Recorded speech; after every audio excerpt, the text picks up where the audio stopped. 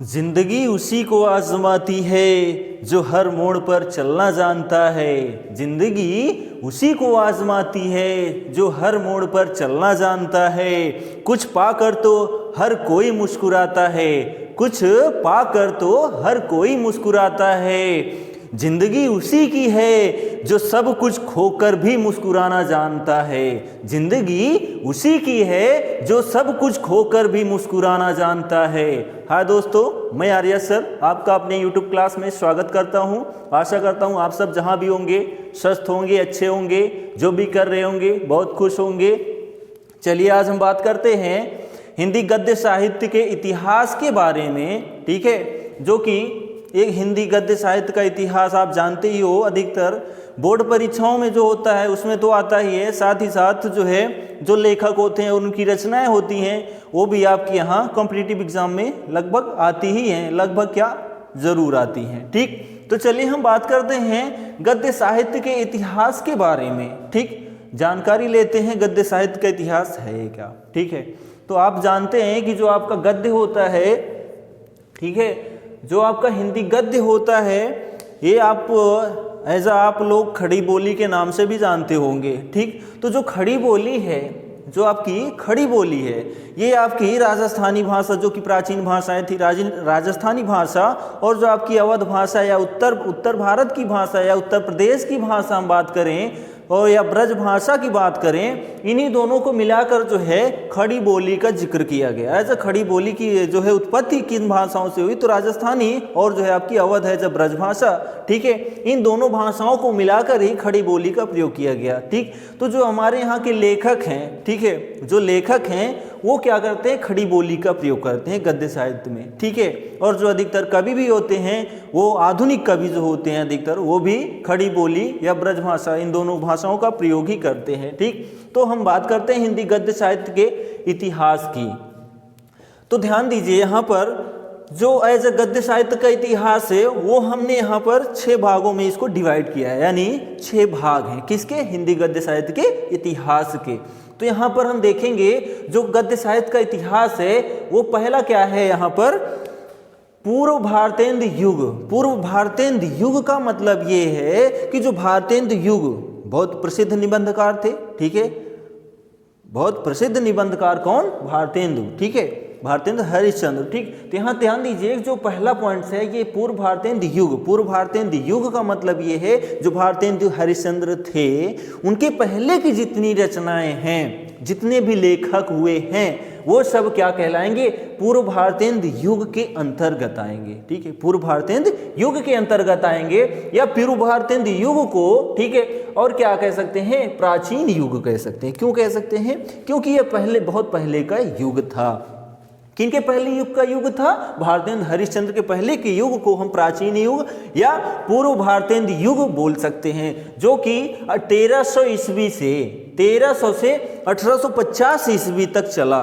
कौन सा युग, पूर्व भारतेंद्र युग या फिर प्राचीन युग। कब से, 1300 से 1850 ईस्वी तक कौन सा युग चला, पूर्व भारतेंद्र युग या फिर प्राचीन युग। इनमें जो हमारे लेखक हुए, प्रमुख लेखक हुए, उन्हीं की जिक्र करेंगे हम, ठीक। तो इस पर ध्यान दीजिए आप, ठीक है। यहाँ ध्यान देखिए कि जो यहाँ पर प्रमुख लेखक है, प्रमुख, ठीक है, तो प्रमुख में देखिए सदल मिश्र। कौन है, सदल मिश्र। तो जो सदल मिश्र हैं उनकी रचना, आप अगर रचना का जिक्र तो हम तो नेक्स्ट वीडियो में करेंगे, ठीक है। तो हम यहाँ पर केवल लेखक के बारे में जानेंगे कि जो लेखक हैं किस युग से संबंध रखते हैं, ठीक। तो यहाँ पर ध्यान दीजिए, यहाँ पर सदल मिश्र हैं, ठीक है। तो जो ये प्राचीन युग या फिर पूर्व भारतेंद्र युग है, इनमें जो है जो प्रमुख लेखक हैं उनमें आपके सदल मिश्र, लल्लू लाल, ठीक है, उसके बाद मुंशी सदा सुख लाल, इंसा अल्लाह खां, और उसके बाद राजा शिव प्रसाद सितारे हिंद। राजा शिव प्रसाद सितारे हिंद, जिनको एज अ टाइटल के रूप में सितारे हिंद है। तो ये जो हैं एज अ 5 लेखक जो हैं, ठीक है, 5 लेखक जो पूर्व भारतेंद्र युग या फिर प्राचीन युग के ही बहुत प्रमुख हैं, जिनकी रचनाएं ही बहुत ही प्रमुख हैं, जो हरदम या हर साल जो है कॉम्पिटिटिव एग्जाम हो हिंदी का उसमें आ सकता है, नहीं तो बोर्ड परीक्षाओं में उत्तर प्रदेश या हिंदी जिसमें ये लेखक होंगे उनमें इनकी रचनाएं विशेष रूप से आती हैं। तो सदल मिश्र की जो रचना है वो नासिकेतोपाख्यान है, और जो लल्लू लाल की है वो हमारी प्रेम सागर या माधव विलास है। ठीक, और जो मुंशी सदा सुखलाल हैं इनकी रचना जो है सुख सागर है, और जो ईसा अल्लाह खां हैं इनका रानी केतकी की कहानी है, और जो हमारे राजा शिव प्रसाद सितारे हिंद हैं इनकी जो रचना है वो राजा भोज का सपना है। ठीक है, तो ये हमारे पूर्व भारतेंदु युग या प्राचीन युग के लेखक थे। ठीक है, जो प्रमुख हैं। नेक्स्ट हम बात करते हैं भारतेंदु युग। किस युग की बात करते हैं? भारतेंदु युग। जो दूसरा युग था हिंदी गद्य साहित्य के इतिहास का वो हमारा भारतेंदु युग था। तो भारतेंदु युग में प्रमुख लेखक कौन या भारतेंदु युग के जन्मदाता कौन? ठीक है, वो हैं हमारे भारतेंदु हरिश्चंद्र। ठीक है, तो भारतेंदु हरिश्चंद्र। तो जो हमारा भारतेंदु युग चला वो हमारा जो है 1850 से लेकर 1900 ईस्वी तक चला। कब से कब तक? 1850 ईस्वी से लेकर 1900 ईस्वी तक चला। ठीक है, कौन सा युग? भारतेंदु युग। तो भारतेंदु युग जो है 1850 से 1900 ईस्वी तक चला, जिनमें जो प्रमुख लेखक हैं उनमें हैं भारतेंदु हरिश्चंद्र, ठीक है, प्रताप नारायण मिश्र, प्रेमघन बद्री नारायण चौधरी प्रेमघन। ये प्रेमघन उनका टाइटल नेम है, बद्री नारायण चौधरी उनका पूरा नाम है। ठीक है, तो यहाँ पर भारतेंदु युग के जो लेखक हैं भारतेंदु हरिश्चंद्र, प्रताप नारायण मिश्र, प्रेमघन, बालकृष्ण भट्ट, लाला श्रीनिवास दास। ठीक है, ये प्रमुख लेखक हैं किस युग के? भारतेंदु युग। भारतेंदु युग कितने वर्षों तक रहा? 1850 ईस्वी से लेकर 1900 ईस्वी तक कौन सा युग रहा? भारतेंदु युग रहा, जिसमें प्रमुख लेखक जो हैं भारतेंदु हरिश्चंद्र, प्रताप नारायण मिश्र, बद्री नारायण चौधरी प्रेमघन, बालकृष्ण भट्ट, लाला श्रीनिवास दास। ठीक है, ये प्रमुख लेखक हैं किस युग के? भारतेंदु युग के। ठीक, नेक्स्ट क्वेश्चन है, एज अ नेक्स्ट टॉपिक है, नेक्स्ट युग है द्विवेदी युग। पूर्व भारतेंदु युग या फिर प्राचीन युग, उसके बाद भारतेंदु युग, उसके बाद तीसरा है द्विवेदी युग। द्विवेदी युग में जो आपका द्विवेदी युग चला वो चला आपका 1900 से 1920 ईस्वी तक। आप कहीं पर देखेंगे 1900 से 1918 तक, कहीं पर देखेंगे 1900 से 1922 ईस्वी तक। ठीक है, तो उसमें आप कंफ्यूज मत होइएगा। ठीक है, 1-2 वर्ष इधर उधर कहीं पर हो जाता है। ठीक है, तो जो द्विवेदी युग है वो 1900 से 1920 ईस्वी तक चला था। आप अधिकतर देखेंगे 1918 ईस्वी तक भी, 22 तक भी देखेंगे। ठीक है, तो वहां पर आप भ्रमित मत होइएगा। ठीक, तो द्विवेदी युग जो है 1900 से 1920 ईस्वी तक चला, जिनमें जो प्रमुख लेखक हैं वो ध्यान दीजिए आप। द्विवेदी युग में आपके महावीर प्रसाद द्विवेदी, ठीक है, यानी जनक की बात करें या द्विवेदी युग के स्थापना की बात करें तो उसमें महावीर प्रसाद द्विवेदी का महत्वपूर्ण योगदान है। ठीक, तो महावीर प्रसाद द्विवेदी, सरदार पूर्ण सिंह, ठीक, मैथिली शरण गुप्त, श्याम सुंदर दास और अयोध्या सिंह उपाध्याय हरियोध। ठीक है, तो जो द्विवेदी युग के लेखक प्रमुख हुए उनमें जो है जो द्विवेदी युग था 1900 से 1920 ईस्वी तक चला, जिनमें प्रमुख लेखक महावीर प्रसाद द्विवेदी, सरदार पूर्ण सिंह, मैथिली शरण गुप्त, बाबू श्याम सुंदर दास और अयोध्या सिंह उपाध्याय हरियोध प्रमुख थे। ठीक है, हम नेक्स्ट एज अ युग की चर्चा करेंगे। तो चौथा युग है जो है आपका शुक्ल युग या फिर छायावादी युग। कौन सा युग है? शुक्ल युग या फिर छायावादी युग है, जो कि 1920 से 1938 ईस्वी तक रहा। ठीक है, तो जो आपका शुक्ल युग या फिर इसको छायावादी युग भी बोलते हैं, तो ये जो है 1920 से 1938 ईस्वी तक रहा। आप कहीं देखेंगे 1918 से 1938 ईस्वी तक या 36 ईस्वी तक, 1922 से 36 से 38 ईस्वी तक कौन सा युग? शुक्ल युग या फिर छायावादी युग। इनमें अगर हम प्रमुख लेखक की बात करें तो ध्यान दीजिए, शुक्ल युग या छायावादी युग में रामचंद्र शुक्ल, आचार्य रामचंद्र शुक्ल, जयशंकर प्रसाद, प्रेमचंद्र, बाबू गुलाब राय, महादेवी वर्मा, राम कुमार वर्मा। ठीक है, ध्यान दीजिए, शुक्ल युग या छायावादी युग जो कि 1920 से 1938 ईस्वी तक रहा, जिनमें जो है आपके आचार्य रामचंद्र शुक्ल प्रमुख थे, एज अ शुक्ल युग के संस्थापक थे, स्थापना की थी। किस युग की? शुक्ल युग की। कौन? रामचंद्र शुक्ल।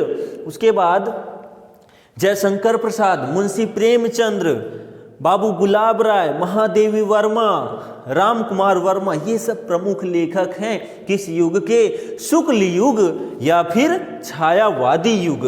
ठीक है, कौन सा युग? शुक्ल युग या फिर छायावादी युग। ठीक, जिसके संस्थापक कौन? रामचंद्र शुक्ल। ठीक, नेक्स्ट युग है आपका जो है शुक्लोत्तर युग। शुक्ल युग के जस्ट बाद आया 1938 से लेकर 1947 की, यानी आज़ादी के पहले का समय जो था वो शुक्लोत्तर युग कहलाया। शुक्ल के उत्तर का युग यानी शुक्ल के बाद का युग शुक्लोत्तर युग कहलाया, या फिर छायावादोत्तर युग यानी छायावादी युग के बाद का काल छायावादोत्तर काल या छायावादोत्तर युग कहलाया, जो कि 1938 से 1947 ईस्वी के मध्य रहा, यानी आज़ादी के पहले।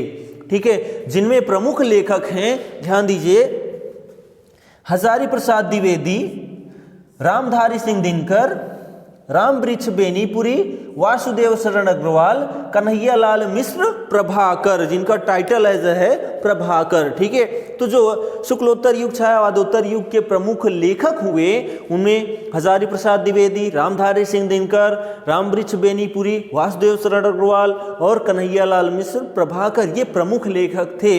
किस युग के? तो ये आपके शुक्लोत्तर युग या फिर छायावादोत्तर युग, जो कि 1938 से लेकर 1947 ईस्वी तक रहा। ठीक, नेक्स्ट लास्ट है, ठीक है, स्वतंत्रोत्तर युग। ठीक है, स्वतंत्रोत्तर युग, जो कि स्वतंत्र आप जान ही रहे हो यानी आजाद कब हुए हम? 1947 में। ठीक है, तो 1947 से हमारा ये युग स्टार्ट हुआ। कौन सा? स्वतंत्रोत्तर युग, जो कि 1947 से अब तक है। ठीक है, जो स्वतंत्रोत्तर युग है वो 1947 से अब तक चला आ रहा है, वो हमारा स्वतंत्रोत्तर युग कहलाता है, जो कि 1947 से अब तक है। जिनमें प्रमुख लेखक हैं, ध्यान दीजिए, सच्चिदानंद हीरानंद वात्स्यायन अज्ञेय, जिनका टाइटल अज्ञेय है। ठीक है, हरिवंश राय बच्चन, धर्मवीर भारती, मोहन राकेश, शिवानी, जयप्रकाश भारती, जैनेन्द्र कुमार।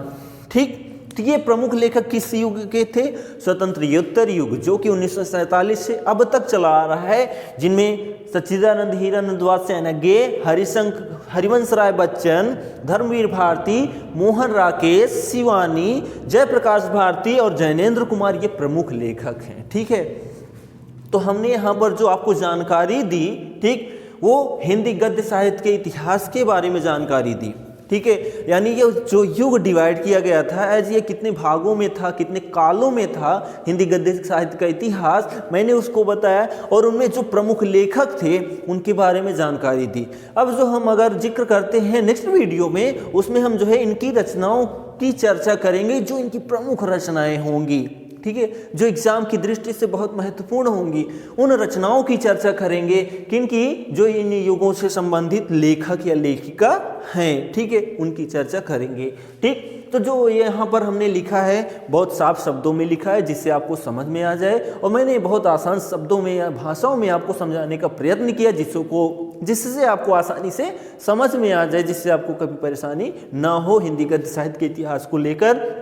कि जैसे मान लो कि पूछ लिया जाए आचार्य रामचंद्र शुक्ल किस युग से संबंधित हैं, तो यहाँ पर आपको कंफ्यूजन ना हो। क्यों?